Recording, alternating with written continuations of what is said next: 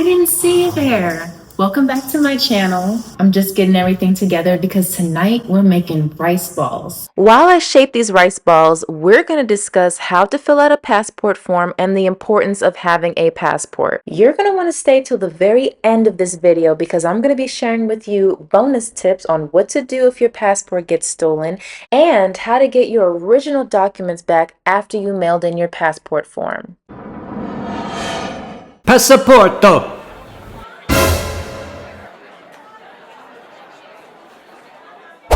In order to apply for a United States passport, you need to download or search on Google a DS-11 form. DS. D as in don't, S as in search for any other form. I'm serious, guys. This is the only passport form that you need, okay? This is for when you're renewing your passport or if you're applying for your passport for the very first time. There is no other way at the time of this recording for you to apply for a passport. You don't need to create an account to have access to this form, nor do you need to pay for this form. And this form is always issued by the U.S. Department of State. Now, if you don't see that, chances are there's someone in a foreign country in a windowless room trying to steal your information. If it doesn't look right, don't click it. You know those video games that say, choose your player. Well, this is your moment on the first page where you can choose your form of passport. You can use your passport book, passport card, or both. A passport book allows you to leave the country on planes. So if you're planning to fly internationally, this is a non-negotiable. If you choose to get a passport card, this allows you to cross borders by land or sea and into Canada, Mexico, or the Caribbean, but no flights. Now I chose both because I wanted maximum flexibility, that backup security, and convenience no matter where I traveled. After you choose your preferred option, you're going to put in your full legal name, starting with your last name, then you're going to go down to your first name, and then your middle name. The next thing that you're going to do is you're going to put your full birthday. I'm talking 2-digit month, 2-digit day, and 4-digit year. As you can see here, Jane was born over 792 years ago in the year 1234, but trust me, she does not look a day over 600. The next thing you're going to do is put the sex that you were at birth and also your place of birth, meaning your city and state. And then after that, you're going to put your full social security number. And if you have a USCIS registration, you're going to put that as well as a reliable email that you have access to. Next, you're going to put your full mailing address. This has to be current and active. You can also put a P.O. box if you choose. But for this example, Jane's mailing address is 123 Sesame Street, a popular address that has been known to kids for over 56 years. Don't forget to put the city, the state initials, and the full zip code. You're also going to put a primary contact phone number and any previous names you've used. But y'all, don't put your rapper name or something that your family used to call you when you're little. What are the passport people supposed to do with that, huh? Moving to the bottom page, you're going to be asked to staple a 2x2 square photo of you. Here are the general passport photo rules. No need for intense smiles. Please don't use any mall selfies or anything with your eyes closed, your mouth a certain way, or your hands showing. All you need is a neutral face and a neutral background. You can get a good picture taken at CVS, Walgreens, or your local post office. At the bottom, it's going to ask for your signature. Do not sign it yet. Wait till you get to wherever you need to drop off your passport form and sign it in front of them. Otherwise, it's going to be invalid and you're going to have to go home and start the process all over again. The second and final page of your passport form will be all about your parents' information. Hey, Mom. Hi, Theodore. How's my little Snookums, Bookums, little baby, little teddy bear? Mom, how old are you? What? You know you should never ask a woman her age. No, Mom, I need it for a passport form. They need to know when you were born. Oh, well, I was born on a calm summer's eve in a beautiful hospital that was full of lights. No, I need to know the month, day, and year, Mom. Well, if you need to know the date so much, I was born on July 19th, 1969. Whoa. I mean, you look so youthful. Oh, thank you, my teddy weddy schnookums bear. Now I'm late to book club, but have fun with your passport. Thanks, Mom. After you put your full name and your date of birth, you're going to be asked to put your parents' information. It doesn't matter which parent you started with, but for this example, we're going to start with Jane Doe's father, John Jim Doe.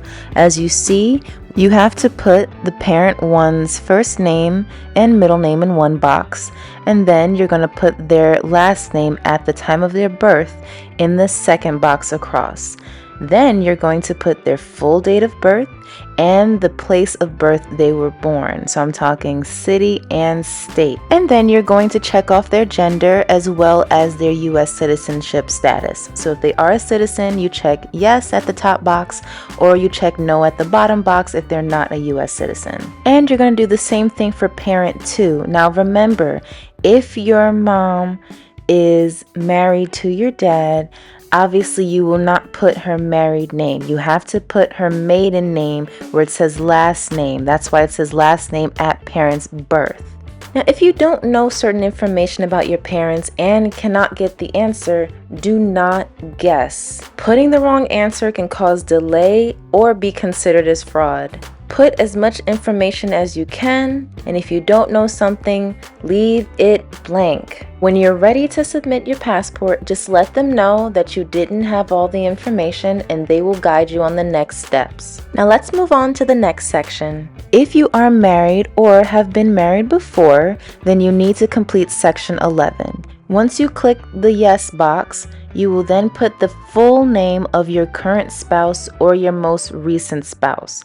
Let's use Madonna as an example. Let's say she wants to fill out a passport form. She was married to Sean Penn and then married to Guy Ritchie until 2008. So on her passport form, she would put that Guy Ritchie was her most recent spouse. You will also put whether or not your current or most recent spouse was a U.S. citizen, the date of marriage, and also whether or not you are divorced or widowed. And if you are divorced or widowed, then yes, you guessed it, you're going to put the full date including the 4-digit year.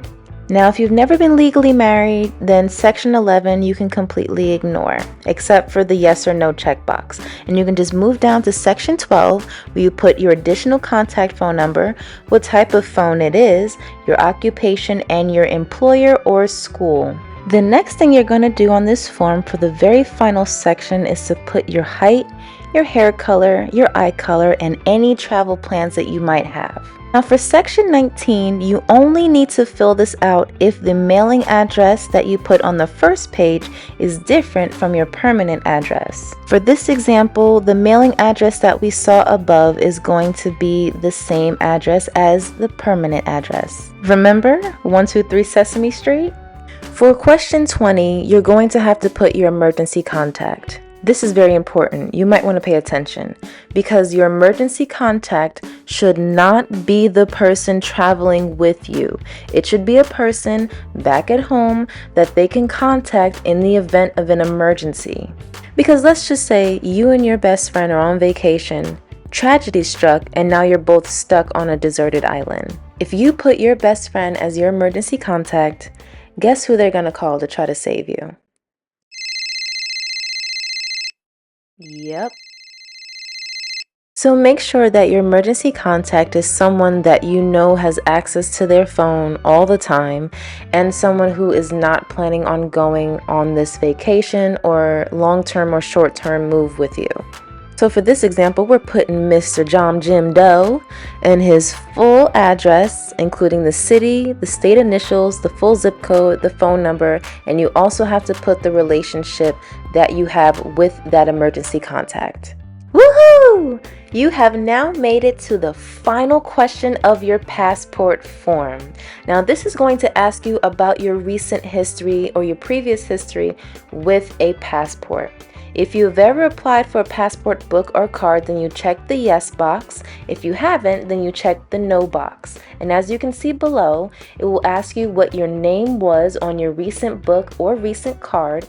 And then you're going to let them know whether or not it was lost or stolen, if it's in your possession but expired, and if you're submitting this passport book or card with your application. If your passport was lost or stolen, you need to fill out that white box that you see there and provide as much information, including the country that the passport book was issued from, and attach a police report if you can. This brings us to the bonus information that I promised I would share in the beginning of this video.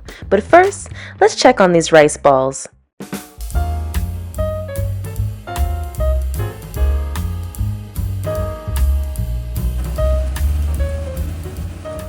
So for our first tip, I'm going to be sharing with you what to do if your passport book is lost or stolen. In the beginning of the video, I mentioned to you that I wanted both a passport book and a passport card. Because if you lose your passport book, your passport card has this barcode right here that helps the consulate, the embassy, and all other authorities be able to verify who you are quicker. All they need to do is scan this barcode.